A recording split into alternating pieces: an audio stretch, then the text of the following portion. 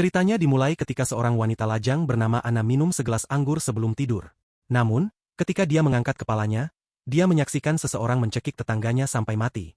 Dia awalnya mengira berhalusinasi, tetapi setelah melihat lebih dekat, dipastikan bahwa tetangganya benar-benar terbunuh. Anna mengambil teleponnya dan memberitahu polisi, kemudian dia memutuskan untuk bergegas keluar. Sayangnya, hujan turun, dan saat dia berjalan, kakinya menjadi semakin lemah. Anna anehnya jatuh ke tanah. Saat dia menutup matanya, adegan kembali ke masa lalu di mana Anna pernah memiliki keluarga yang bahagia. Dia memiliki suami yang baik dan seorang putri yang penyayang. Suatu hari, sekolah memberi mereka tugas yang mengharuskan orang tua membawa anak-anak ke tempat kerja mereka untuk merasakan lingkungan kerja. Suaminya, Douglas, membawa putri mereka, Elizabeth, bersamanya untuk bekerja. Sebelum mereka pergi, hujan turun deras, sehingga Anna mengambil payung untuk Elizabeth. Namun, sedikit yang dia tahu bahwa itu akan menjadi pertemuan terakhir mereka. Douglas adalah seorang psikiater forensik yang menghususkan diri dalam pembunuhan berantai untuk FBI. Dia membawa Elizabeth bersamanya ke penjara, ke sebuah ruangan di mana dia perlu menilai seorang pembunuh berantai yang telah membunuh dan memakan 30 orang. Mungkin Elizabeth seharusnya pergi bekerja dengan ibunya, bukan dengan ayahnya. Tepat sebelum penilaian dimulai, sipir meminta Douglas keluar dari ruangan karena masalah mendesak. Sipir kemudian menutup pintu dan secara tidak sengaja mengunci ruangan. Namun, yang Douglas lupa adalah bahwa di ruangan yang sama dengan putrinya terdapat seorang pembunuh berantai bernama penjagal Mike.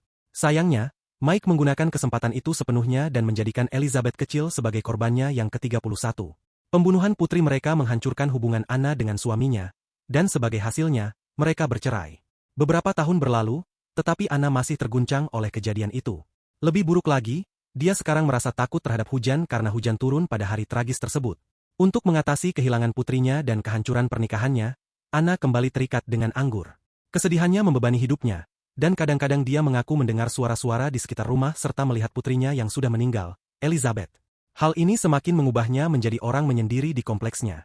Anna sudah lama tidak berkencan, tetapi suatu hari, seorang pria tampan bernama Neil Coleman pindah ke rumah di seberang jalan, dan dia langsung jatuh cinta padanya. Neil adalah seorang duda dan memiliki seorang putri berusia 9 tahun bernama Emma. Ini adalah musik di telinga Anna. Demi lebih dekat dengan Neil, dia berteman dengan putri kecilnya. Namun, dia kecewa setelah mengetahui bahwa Neil memiliki pacar, seorang pramugari cantik bernama Lisa. Anna merasa malu setelah menggoda Neil dan memutuskan menjaga jarak untuk sementara waktu. Namun, dia tetap memata-matai Neil dan keluarganya.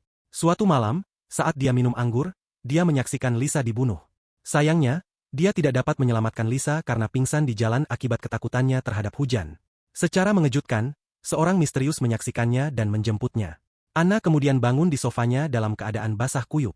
Polisi yang sebelumnya dipanggil oleh Anna juga datang dan menyelidiki rumah Neil. Namun, mereka tidak menemukan mayat, dan Neil mengungkapkan bahwa Lisa adalah seorang pramugari yang kini bekerja di pesawat menuju Seattle. Polisi kemudian menanyai Anna. Ketika mereka melihat sebotol anggur dan beberapa obat di mejanya, mereka curiga bahwa dia hanya berhalusinasi, lalu pergi. Namun, Anna yakin bahwa dirinya tidak berhayal. Keesokan paginya, dia berbicara dengan Neil, tetapi seperti yang lain, Neil mengklaim bahwa Lisa masih hidup. Bahkan, dia menunjukkan beberapa pesan teks dengan Lisa pagi itu. Meskipun ada bukti, Anna masih ragu. Setelah Neil dan putrinya, Emma, pergi ke supermarket, Anna masuk ke rumah mereka untuk mencari lebih banyak bukti. Di dekat jendela, dia menemukan anting-anting Lisa dan menyimpannya sendiri. Namun, sebelum dia dapat menemukan sesuatu yang lebih konkret, Neil dan Emma kembali ke rumah dan memergokinya. Anna yang tertangkap basah kemudian dimarahi Neil karena melewati batas mereka. Dengan putus asa dan malu, Anna menuju ke temannya, Sloan, dan menjelaskan seluruh cobaan yang dialaminya. Dia mencoba meminta bantuan untuk menyelidiki tempat kejadian perkara, tetapi yang mengecewakannya, Sloan juga percaya bahwa dia berhalusinasi. Kini, semua orang memberikan alasan yang sama. Ditambah dengan fakta bahwa dia biasanya melihat putrinya yang sudah meninggal, Anna menjadi yakin bahwa mungkin dia benar-benar berhalusinasi.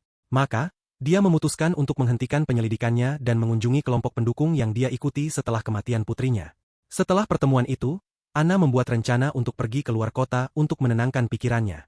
Namun, di bandara, saat menunggu untuk membeli tiket, dia mengetahui bahwa belum ada penerbangan ke Seattle selama minggu ini.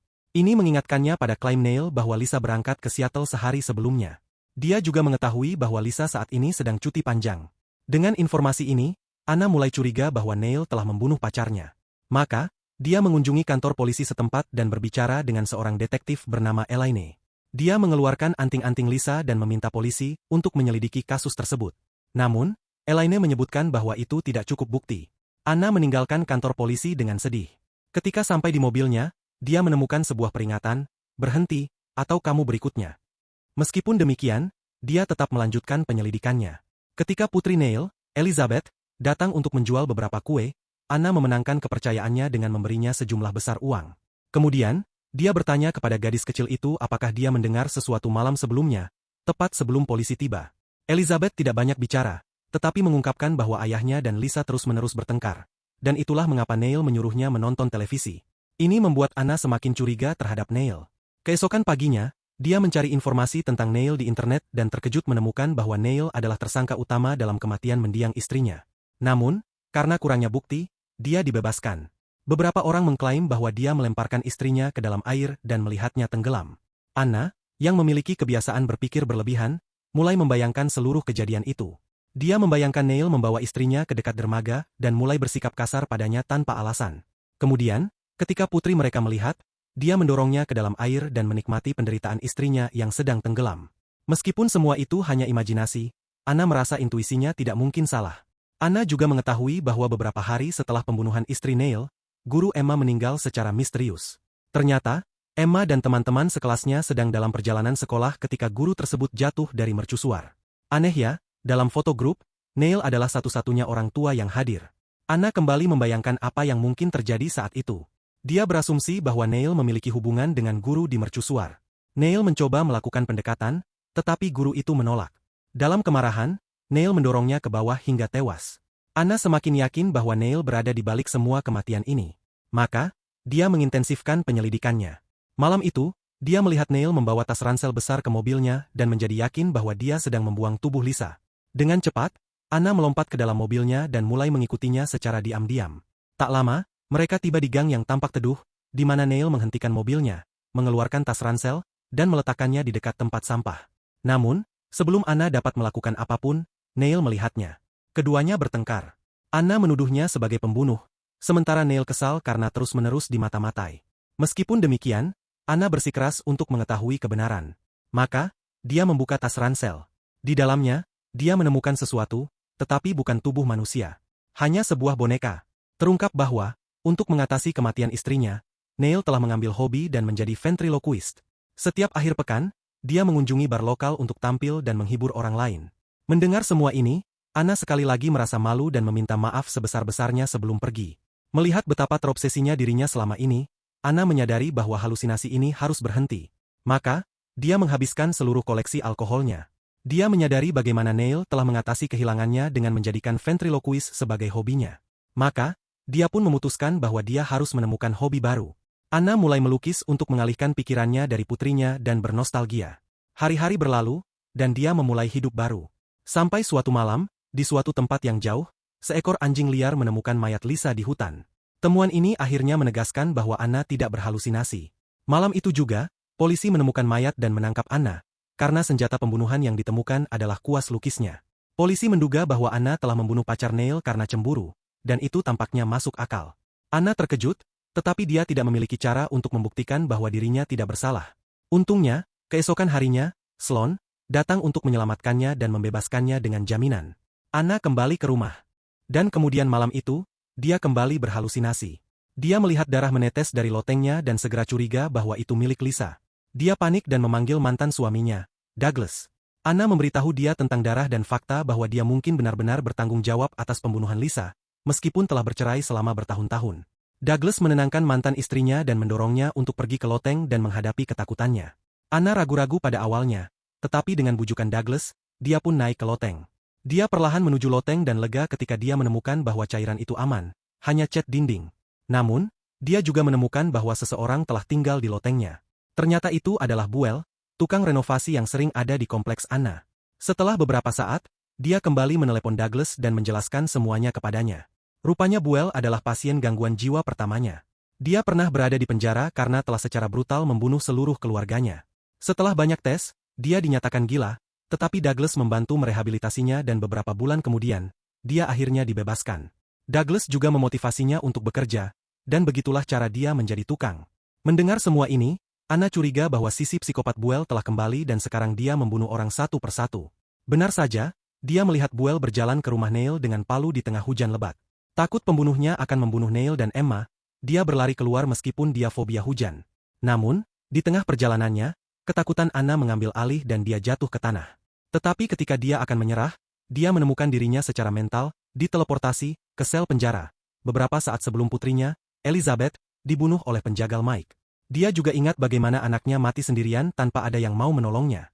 Setelah semua kenangan itu, Anna menjadi termotivasi dan menolak untuk membiarkan gadis kecil lainnya dibunuh oleh pembunuh berantai gila. Maka, dia perlahan menyeret dirinya ke rumah Emma dan berhasil masuk. Namun, apa yang dia saksikan di sana mengejutkannya. Anna menemukan Buell yang terluka parah tergeletak di dekat pintu masuk.